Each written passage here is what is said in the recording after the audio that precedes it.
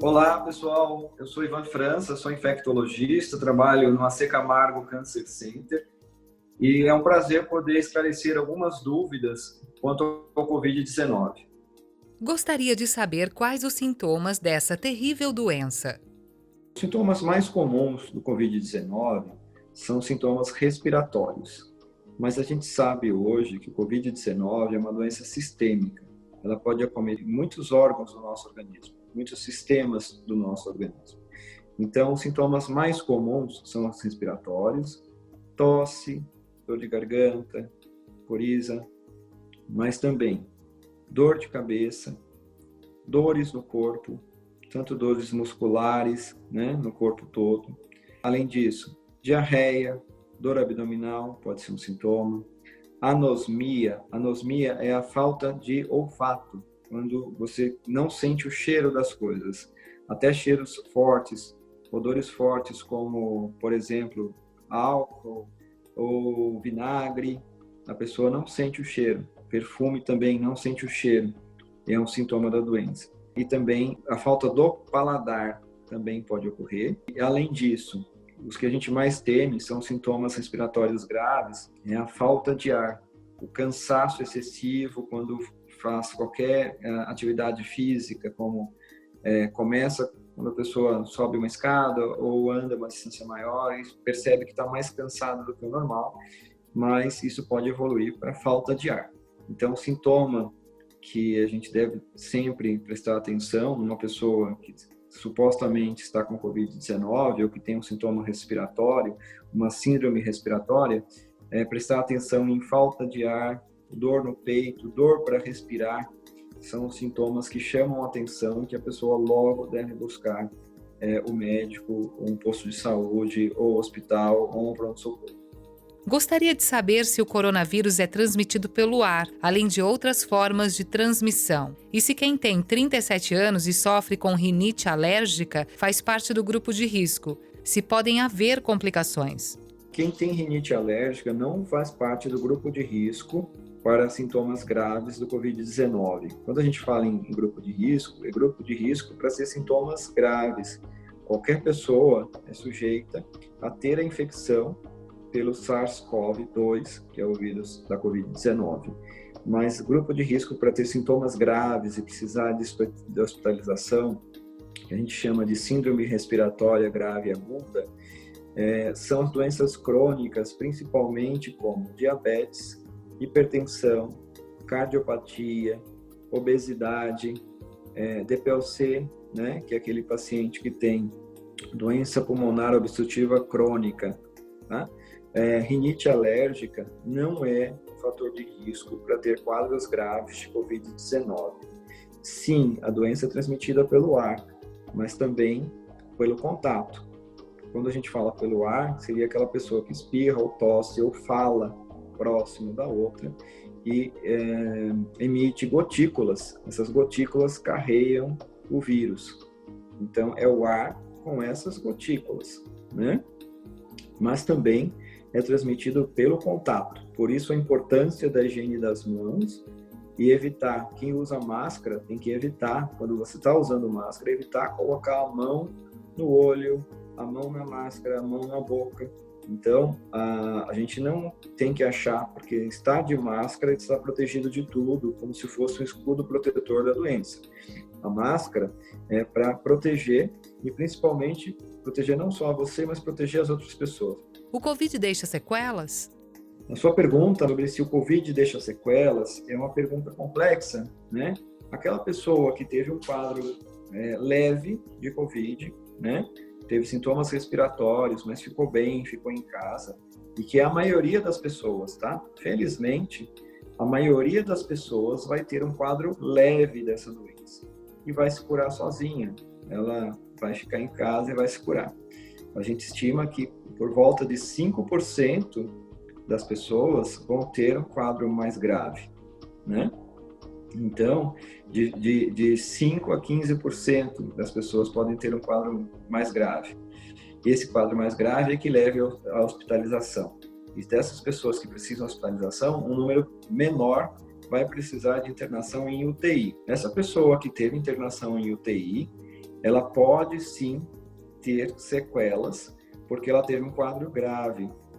Então, o paciente que tem um quadro grave, ele pode ter quadro respiratório grave e ficar muito tempo, por exemplo, sob ventilação mecânica, e pode ter alguma sequela disso. Essa pessoa que teve um quadro grave, ela pode evoluir com insuficiência renal, precisar de hemodiálise. E pode também se curar desse quadro renal, mas ele pode ter sequelas desse quadro renal. Ele pode ter sequelas cardiológicas também. Então, existe sequela naquele paciente que teve um quadro grave e precisou ser internado, principalmente aqueles que precisam ser internados em UTI. Mas esse nível de sequelas não é um número grande de pacientes, mas sim é possível ter sequelas. Por que o vírus morre com água e sabão e não morre com medicações fortes? Por que o vírus morre com água e sabão? Na verdade, essa imagem que hoje em dia todo mundo conhece, que é do coronavírus e que tem, quando você olha o vírus numa microscopia eletrônica, microscópios de alta capacidade, você consegue enxergar que ele tem pequenas espículas na sua superfície, que parece uma coroa, né? Aqueles pontinhos da coroa. Então, por isso que ele se chama coronavírus. E, na verdade, essa superfície do vírus, ela tem uma membrana lipídica, ela tem gordura na sua camada externa.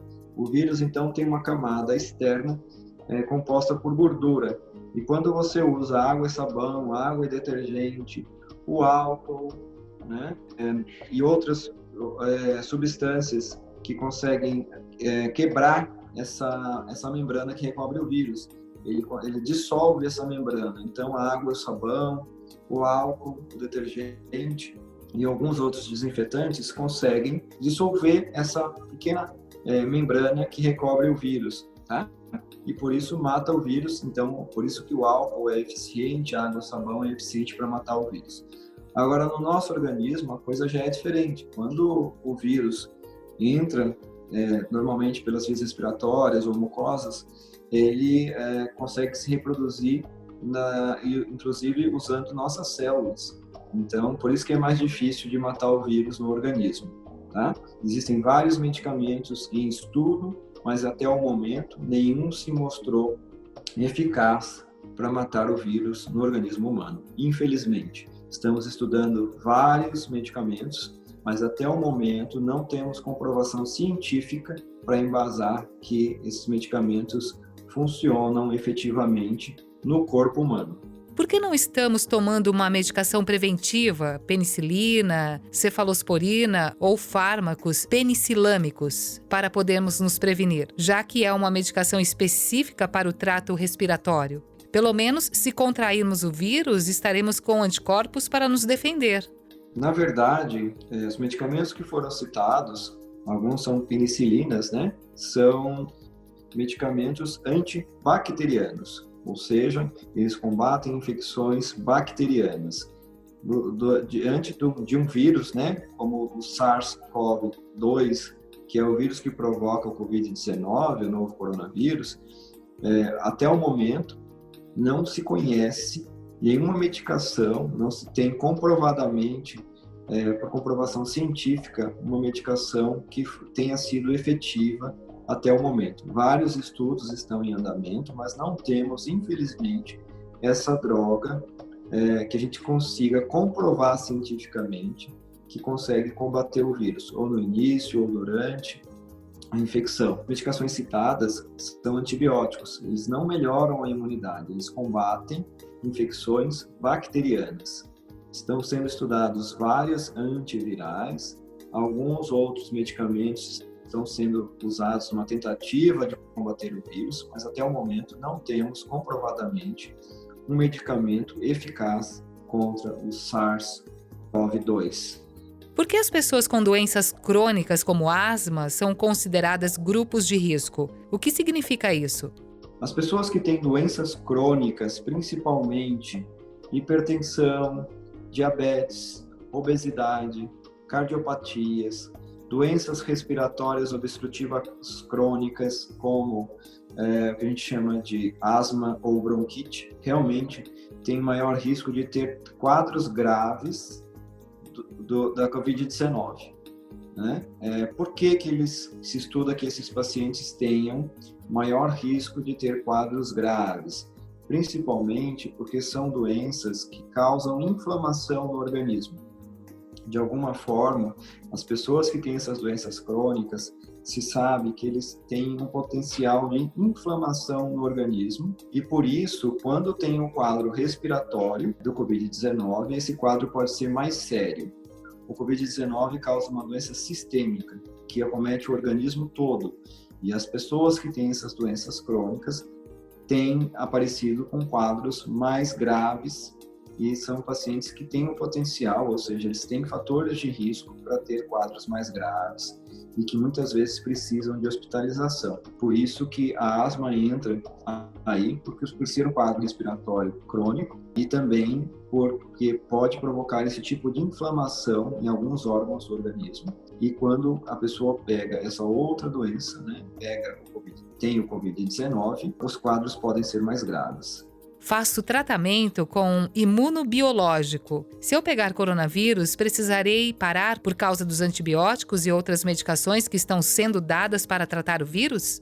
Esses medicamentos tentam, de alguma forma, diminuir a imunidade das pessoas, especificamente no foco da doença. Por exemplo, alguns imunobiológicos são usados para tratar a artrite reumatoide e eles têm como objetivo diminuir a inflamação nas articulações e diminui a imunidade do organismo contra esses pontos, por exemplo, articulares, e ele objetiva diminuir a inflamação nesses pontos. Mas existem diversos tipos de imunobiológicos, é uma classificação grande e que se tratam hoje várias doenças com esses medicamentos chamados imunobiológicos. Na verdade, eles diminuem um pouco a imunidade do organismo para combater certas doenças, como a artrite reumatoide, como Crohn, como retocolite ulcerativa, por exemplo. E, na verdade, as pessoas que tomam essas medicações, não se sabe se elas estão mais sujeitas a quadros graves. Mas durante qualquer doença viral,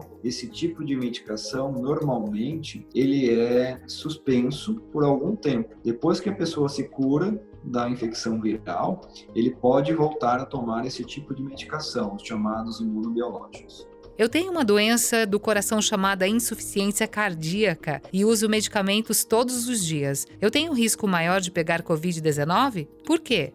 As pessoas que têm doenças crônicas, como cardiopatias, que foi a pergunta, podem ter quadros mais graves, porque normalmente esse paciente toma medicamentos de uso crônico e já tem, como foi dito, um grau de insuficiência cardíaca, no caso, ou seja, já tem uma doença no coração, que o coração, quando a gente chama de insuficiente, ele não consegue, cada vez que o coração bate, ele não consegue transmitir exatamente o que a gente chama de fração de ejeção, e é isso, ele não consegue ter uma efetividade do bombeamento de sangue no coração. Isso que é a insuficiência cardíaca, tentando resumir bastante, né? Simplificando bastante, a pessoa que tem insuficiência cardíaca, ela tem uma dificuldade maior, o coração trabalha mais para mandar o sangue para frente, porque ele tem uma dificuldade, ele tem uma insuficiência. Estou explicando em palavras bem simples, né? E resumindo bastante. Mas se sabe que quem tem doenças crônicas do coração está no grupo de risco para ter quadros mais graves do Covid-19. Mas também, se essa pessoa que tem a doença crônica está compensada, está tomando as medicações, visitando o seu médico regularmente, isso tudo minimiza o risco de ter quadros graves. Na verdade, esses pacientes têm que ser controlados. Todos que têm doenças crônicas sabem que precisam ter visitas regulares ao seu médico, colher os exames regularmente, fazer exames de imagem quando necessário. Então, se a pessoa está controlada da doença, ela corre menos riscos de ter qualquer complicação, inclusive do Covid-19.